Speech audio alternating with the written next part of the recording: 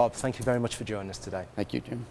So, this is an interesting time for the storage companies. Zydetek's recently put out strong results. We're hearing a lot of good things about companies like EMC and presumably yourself in terms of what could be happening this year. What does the storage environment look like at the moment? Is there a lot of demand? Well, it's, our last public announcement on earnings was in September. So on the first 6 months through September 30th, we grew our revenues north of 30%, and we grew our pre-tax earnings north of 60%.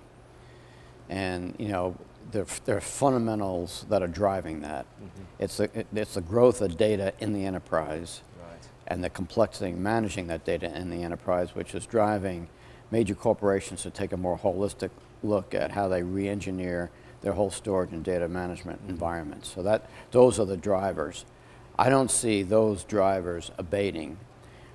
So the questions are on the global environment that could impact spending. You've got obviously a much stronger U.S. economy that's slowly but steadily improving. The question marks are on the European community and their issues and the likelihood of recession there, and the slower growth in your emerging economies, particularly China, India, and Brazil. And as we look out towards 2012 now, what do you think the storage environment's going to look like this year? Kind of what you're here with customers. Kind of what are people talking about in terms of how they may be using storage? Are they going to be buying more this year? What do you think the spending environment will be like?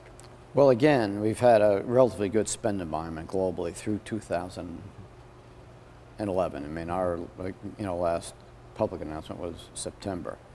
So let's say through September there was a reasonably good spending environment. Right. What I said publicly at our last earnings call is I don't know if that's going to be different, but I would anticipate it would be, we would see negative pressure on spending given what's happening in Europe and the emerging economies. I don't know that for a fact. I'm just saying that what I said in September was that is definitely possible. So I don't expect the spending environment to improve. If anything, it could be slightly less than it was in 2011.